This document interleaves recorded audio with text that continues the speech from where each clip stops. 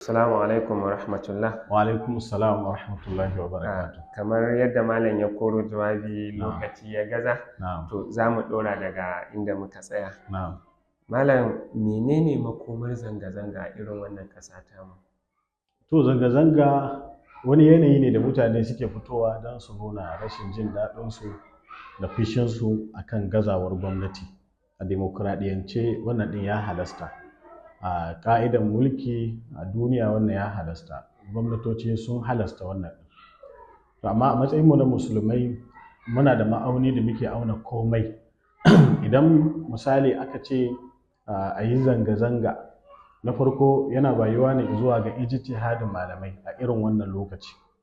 Za su duba su ga yanayin shin zai bayu zuwa ga zanga-zanga, za su duba zuwa ga ayoyi da kuma nassoshi na alkur'ani da na hadisi su ga cewa shin haka ɗin zai bayu zuwa ga zanga-zanga, sannan kuma za su yi la'akari da duba zuwa ga me zanga-zangar zai haifar, sannan kuma za a duba zuwa ga shin akwai waɗanda suka taɓa yin zanga-zangan kuma suka yi nasara, sannan kuma wani natija za a samu.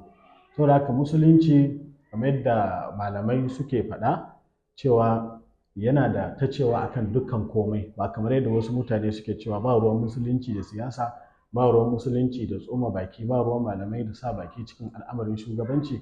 Wannan ba daidai ba ne. Malamai su ne fitullu, su ne kuma hasken al'umma. Allah yana faɗa cikin alkur'ani mai girma cewa wa idza ja'ahum amrun min al-amni aw al-khawfi aza'u bihi. Idan wani al'amari ya zo musu na zaman lafiya na tsoro sai su yaɗa shi.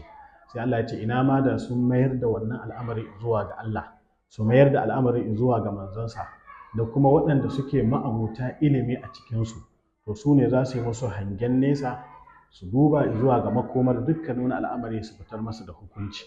Abin da yake daidai a ɗauka, abin da yake ba daidai ba to sai su tsoratar da mutane a kai.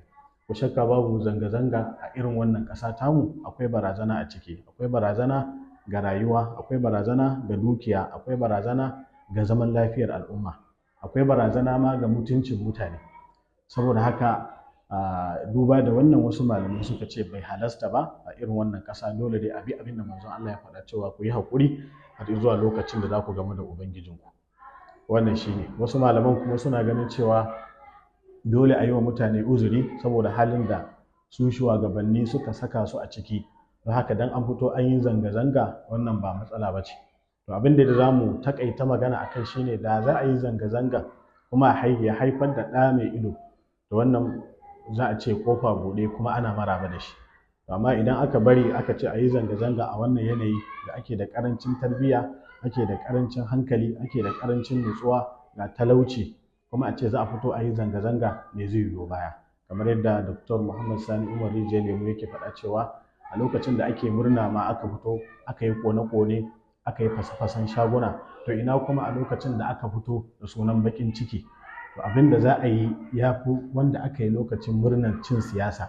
Da haka shi yasa yana daga cikin malaman da suke ganin cewa bai halasta ba, kuma ko shakka babu ina tare da shi da kuma ragowar malamai. Wallahu a'lam. Masha Allah. Malam, ka yi maganar malamai su ne fitila. To a irin wannan yanayi da muke ciki, wace rawa malamai za su taka musamman a wannan ƙasa tamu? To alhamdulillah, malamai dai su ne wanda yanzu suka yi mana ragowa ake kallon su da ɗan mutunci, saboda su ne suke hawa mimbari duk juma'a su yi huɗuba a saurare su. Su ne suke gabatar da darussa a masallaci, wato duk sati sau ɗaya ko sau biyu, kuma jama'a suke sauraron su. Haka ashe suna da rawar da za su taka wajen saita al'umma. Da haka na farko su gwada wa al'umma cewa komawa zuwa ga Allah shine mafita. Mu kanmu mu gyara halayyarmu, mu gyara ɗabi'unmu. Allah baya zalunci.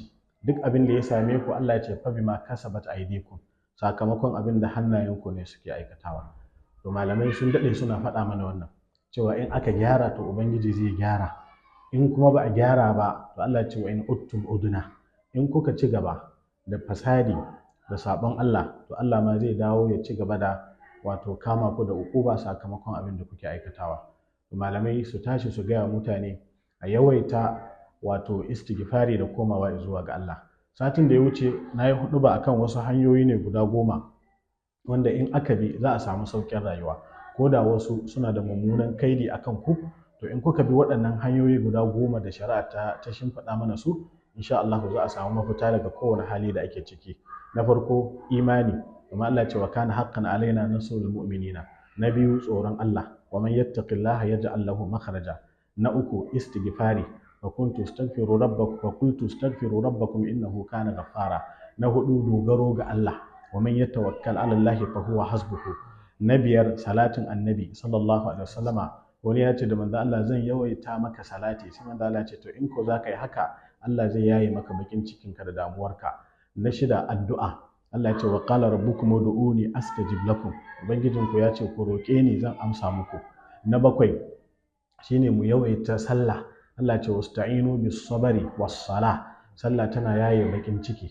Na takwas shine haƙurin, kamar yadda Allah ya faɗa cikin wannan aya da muka kawo, al'umma idan suka samu kansu a cikin irin wannan hali to su yi haƙuri, lokaci ne na haƙuri da jajircewa da komawa zuwa ga Allah. Na tara ya zamanto sun bibiyi tarihi su ga irin yadda Allah ya jarrabi wasu mutanen kirki da suka yi haƙuri Allah ya kawo musu mafita. Da haka shi yasa Allah ke cewa fa'tabiru ya ulil absar, ku zamanto masu izina, ku zamanto masu ɗaukan izina ya kuma abota tunani. Sannan kuma na 10 shine wato ya zamanto yawaita ayyukan alkhairi, yana kore duk wata musiba da bala'i da ke tsakanin al'umma.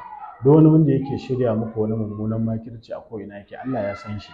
Ku in kuka zamanto na Allah ɗin, to Allah ɗin kuma zai kare ku daga sharrin da waɗancan suke shirya muku. Amma idan ya zamanto kuma kuna da naku kuskuren, su ma suna da nasu kuskuren, to dole ne sai an haɗu kowane ɓangarori guda biyu sun gyara kafin Ubangiji ya kawo mafita. Allah Ubangiji ya gyara mana baki ɗaya. Amin. Masu sauraro da kallon mu, kada a manta muna tare da Malam Abubakar daga masallacin Bristol da ke nan kofar Kabuga, kuma mun koro jawabai amma kuma ga lokaci ya cin mana.